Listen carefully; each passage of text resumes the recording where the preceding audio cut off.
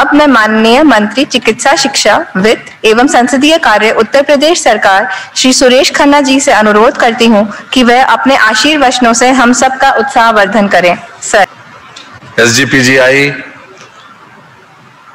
संस्थान लखनऊ के 25वें दीक्षांत समारोह में आज के इस कार्यक्रम की अध्यक्षा माननीय राज्यपाल महोदया श्रीमती आनंदीबेन पटेल जी, श्री संदीप कुमार सिंह जी हमारे साथी मंत्री, डॉक्टर मेमन चैंडी निदेशक टाटा मेमोरियल सेंटर कोलकाता एवं दीक्षांत समारोह के मुख्य अतिथि जो कि वीडियो कॉन्फ्रेंसिंग के माध्यम से इस समारोह में शामिल हुए, श्री राजेंद्र कुमार तिवारी मुख्य सचिव उत्तर प्रदेश शासन, श्री रजनीश दुबे अपर मुख्य सचिव चिकित्सा शिक्षा, डॉक्टर RK धीमन निदेशक SGPGI, डॉक्टर SK मिश्रा संकाय अध्यक्ष SGPGI, प्रोफेसर सोनिया नित्यानंद कार्यपालक कुल सचिव SGPGI तथा उपस्थित समस्त सदस्य, छात्रगण, अधिकारीगण, कर्मचारीगण एवं भाइयों बहनों, पत्रकार तथा छायाकार मित्रों, मुझे अत्यंत हर्ष की अनुभूति हो रही है आप सभी लोगों के साथ जो 25वें दीक्षांत समारोह में भाग लेने का अवसर मिला। किसी भी विश्वविद्यालय के लिए यह दीक्षांत समारोह एक महान अवसर होता है। सबसे पहले मैं डॉक्टर धीमन को एक बहुत एंथुसियास्टिक इस संस्थान की रिपोर्ट पेश करने के लिए उन्हें बधाई देता हूं और निश्चित ही जब से वो आए हैं उन्होंने काफी दिलचस्पी लेकर यहाँ पर कई कार्यक्रमों को आगे बढ़ाया और विशेष रूप से चाहे वो हमारा डायबिटिक एडवांस सेंटर हो या रीनल ट्रांसप्लांट हो या कई इनोवेटिव स्टेप्स लेकर उन्होंने उत्साहवर्धन किया, उसके लिए उन्हें विशेष रूप से बधाई देते हैं।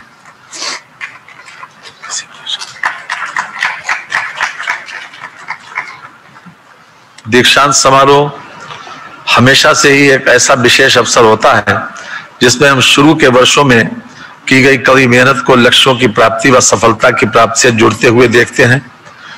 ये एक ऐसी यात्रा है, ये एक ऐसा ओकेजन है जिसमें हम असाधारण अनुभूति, सामान्य रूप से जब हम विद्यार्थी होते हैं, जब पढ़ने जाते हैं, हमारे घर वाले, मित्र, यार, दोस्त सभी लोग पुश करते हैं कि और आगे बढ़ो, अच्छा करो, प्रोग्रेस करो, करियर आओ। और जिस दिन ये सर्टिफिकेट या जिस दिन ये उपाधि मिल जाती है उस दिन से लाइफ स्टाइल बदल जाता है, सोच बदल जाती है। उस दिन से घर वाले भी कहते हैं कि अब हम लोगों का काम तो पूरा हो गया, अब आप आगे क्या करोगे ये आपको सोचना है। उस दिन से दायित्व का बोध कराया जाता है कि आप किस प्रकार से अपने आगे के दायित्व को निभाओगे। तो 2-3 बातें आपसे विशेष रूप से शेयर करना। आज जिन लोगों को उपाधि मिली, जिनकी कड़ी मेहनत के बाद, क्योंकि डॉक्टरी की पढ़ाई सबसे ज्यादा कठिन पढ़ाई है और इस सफलता को प्राप्त करने के बाद आप एक नई जिंदगी, एक नया अनुभव आपको होगा आगे की जिंदगी का।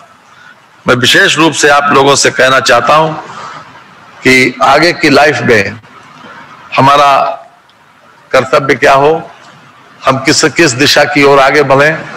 तमाम तरीके के आपके एक्सपीरियंसेस अभी तक की लाइफ में रहे होंगे, लेकिन मैं सोचता हूं कि सबसे ज्यादा सेटिस्फेक्शन आपको काहे में मिलेगा। हमारे चैंडी साहब जो मुख्य अतिथि के रूप में जो अपना वक्तव्य दे रहे थे, उन्होंने ह्यूमैनिटी की सर्वे, उन्होंने भी प्रेफर किया कि किसी न किसी रूप में हमको ह्यूमैनिटी की चाहिए। और मैं समझता हूं कि आज के इस अवसर पर हमको ये जरूर सोचना चाहिए कि हम किस प्रकार से अपने आगे का लाइफ स्टाइल चलाएं, किस प्रकार से हमारा लाइफ स्टाइल हो कि जिसमें हमको सेटिस्फेक्शन भी जरूर हो। और सेटिस्फेक्शन काहे से मिलता है? सेटिस्फेक्शन सिर्फ सेवा से मिलता है, त्याग से मिलता है, कुछ न कुछ देने से मिलता है। कभी इकट्ठा करने से, धन इकट्ठा करने से, किसी भी प्रकार का एकोमुलेशन करने से कोई सेटिस्फेक्शन नहीं मिलता। कि भौतिक उपलब्धियों से तात्कालिक खुशी मिल सकती है, लेकिन सेटिस्फेक्शन सिर्फ हमें त्याग से ही मिल सकता है। आज के इस अवसर पर मैं विशेष रूप से अपने जिन लोगों ने आज उपाधियां प्राप्त की उनसे मैं खास तौर से ये कहना चाहता हूं कि उन्होंने जो कुछ भी जिंदगी में अभी तक हासिल किया है उसको किसी न किसी रूप में बांटने के लिए, किसी न किसी रूप में आगे लोगों को इसी प्रकार करने के लिए अपना समय जरूर दें। महात्मा गांधी जी ने विशेष रूप से बात कही थी कि हमें ऐसे शिक्षाविदों की जरूरत है जिनमें मौलिकता हो, जो सच्चे उत्साह से परिपूर्ण हो और जो हर रोज ये विचार करें कि वे शिष्यों को क्या पढ़ाएंगे। ये अगर हम हर समय इस बात को सोचें तो कहीं न कहीं इनोवेशंस में हमारे माइंड में आएंगे और हम इन्वायरमेंट से भी, वातावरण से भी बहुत से ऐसे इनोवेटिव स्टेप्स ले सकते हैं कि जिसको हम आगे बढ़ा सकते हैं। हमको ये सही है कि पश्चिम ने तकनीकी दृष्टि से बहुत कुछ आगे बढ़ा है, हम उससे कुछ सीख सकते हैं, लेकिन हमारा इतिहास या हमारे जो लोग रहे उन्होंने भी, हिंदुस्तान के लोगों ने, हिंदुस्तान में जो पैदा हुए लोगों ने, उन्होंने भी दुनिया को बहुत कुछ दिया। आज जो अर्थशास्त्र है वो हमारे कौटिल्य ने दिया, उससे 150 साल पहले कोई अर्थशास्त्र क्या होता है वो कौटिल्य की देन। 0 से लेकर 9 तक अंक हमने लिए, ये ब्रिटानिका के एनसाइक्लोपीडिया भी, इसको सब लोग स्वीकार करते हैं। आयुर्वेद पद्धति, ये चरक ने दी। चरक भी एक भारतीय थे जो हमें उस पर गर्व होता है। व्याकरण हमने दी, पाणिनि ने व्याकरण दी, और आज हम के साथ कह सकते हैं कि जो दीक्षांत समारोह जो आज ये आयोजित हो रहा है ये भी हमारी देन है। तमाम तरीके के ऋषियों मुनियों ने पहले शिक्षा और उसकी परंपरा स्टार्ट की। हमारे उपनिषदों में इसका पूरी तरीके से जिक्र है, इसका वर्णन है कि हम किस प्रकार से शिक्षा के बाद दीक्षा दे सकते। अहिंसा के जन्म भारत में पैदा हुए और 2007 से यूनाइटेड नेशंस ऑर्गेनाइजेशन ने इस बात को स्वीकार किया कि उनके जन्मदिन को एक विश्व अहिंसा दिवस के रूप में स्वीकार किया। अहिंसा हमारी देन है। और योग की परंपरा पतंजलि ने शुरू की, माननीय मोदी जी हमारे प्रधानमंत्री जी ने जिसको आगे बढ़ाया। 192 देशों ने यूनाइटेड नेशंस ऑर्गेनाइजेशन में एक प्रस्ताव पास करके उसको किया, जो हमारे जीवन, जो हमारे लाइफ स्टाइल के लिए बहुत आवश्यक है। इसलिए हमको किसी भी प्रकार से ये नहीं सोचना चाहिए कि हम सहरबाद के लिए पश्चिम की तरफ देखें। भारत का एक शानदार इतिहास रहा, एक शानदार अतीत रहा और शानदार वर्तमान है। हम अपने नेतृत्व पर गर्व करते हैं। आज के दिन हम माननीय मोदी जी प्रधानमंत्री पर गर्व करते हैं कि हर क्षेत्र में, दुनिया के जितने भी क्षेत्र हैं उन क्षेत्रों में भारत को पूरी तरीके से आगे बढ़ाने, भारत को आत्मनिर्भर करने और हर हालत में दुनिया से कंपीट करने के लिए उन्होंने जो मन बनाया और 6 साल में इस देश को जो प्रगति के मार्ग पर अग्रसर किया, हम उस पर बहुत गर्व करते हैं। और उसी परंपरा का निर्वाह हमारे आदरणीय उत्तर प्रदेश के मुख्यमंत्री योगी जी भी निभा रहे हैं। इन दोनों का कोई अपना एजेंडा नहीं है। सुबह उठने से लेकर रात को सोने तक केवल एक ही एजेंडा है कि हम किस प्रकार से देश को और प्रदेश को आगे ले जाएं, किस प्रकार से आम आदमी की आमदनी, आम आदमी की स्थिति को बेहतर करें।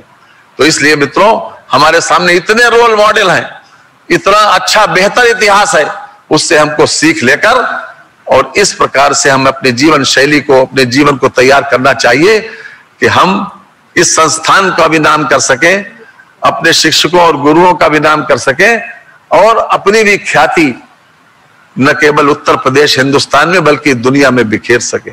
लेकिन याद रखिए, आज से 500 वर्ष पहले तुलसीदास ने कहा था कि परहित सरिस धर्म नहीं भाई, कि दूसरे के हित से बड़ा कोई धर्म नहीं है। और गीता के 18वें अध्याय का 46वां श्लोक भी यही कहता है कि यतः प्रवर्ति भूतानाम येन सर्वमिदं ततम् और स्वकर्मणा तदभ्यर्चा सिद्धिं विदन्ति मानवा। अर्थात हम अपने स्वाभाविक कर्मों से किसी न किसी रूप में दूसरों की सेवा करें। और कन्फ्यूशियस जो एक चाइनीज विद्वान हुआ, एक बार उससे पूछा गया कि तुम्हारा रिलीजन क्या है, तो उसने जवाब दिया, it is nothing beyond human activity, मानव सेवा के अतिरिक्त कोई धर्म नहीं। तो ये सूक्ति ये संकल्प मन में लेना जरूर चाहिए कि हम डॉक्टरी का प्रोफेशन हमने चुना, इसका मतलब है कि हम दूसरे की जिंदगी को आसान बनाने के लिए यहाँ आए तो इसमें नए कीर्तिमान स्थापित करें, नए इनोवेशंस करें और हर समय ये नया सोचें कि हम आज बेहतर से बेहतर क्या कर सकते हैं। मैं आज विशेष रूप से बधाई देना चाहता हूं प्रोफेसर गगनदीप गैंग को, जिन्होंने आज संस्थान के 25वें दीक्षांत समारोह के अवसर पर डीएससी की मानद उपाधि से सम्मानित जिनको किया गया है। मैं हृदय से उनका स्वागत और अभिनंदन करता हूं। और मित्रों, एक बात कहकर मैं अपनी बात को समाप्त करूंगा। हमारी इच्छा है, हमारा सोचना है कि उत्तर प्रदेश एक बड़ा राज्य है और उत्तर विधान संभावनाएं हैं और हमारे पास किसी प्रकार की कोई कमी नहीं है। इच्छा शक्ति है, नेतृत्व भी पूरी तरीके से इसमें हमारा समर्थन कर रहा है। हम चाहेंगे कि उत्तर प्रदेश का कोई भी पेशेंट किसी भी मर्ज का हो वो उत्तर प्रदेश के बाहर के हिंदुस्तान के किसी कोने में न जाए। ये हमारा उद्देश्य है, ये हमारा लक्ष्य है और हर प्रकार के इलाज की सुविधा उत्तर प्रदेश में प्रोवाइड होनी चाहिए। रामधारी सिंह दिनकर ने 2 पंक्तियां कही थी, उसके साथ ही हम अपनी बात को विराम देंगे कि सेनानी करो प्रयाण अभय, भावी इतिहास तुम्हारा है और ये नखत अमा के बुझते हैं, सारा आकाश तुम्हारा है, सारा आकाश तुम्हारा। धन्यवाद।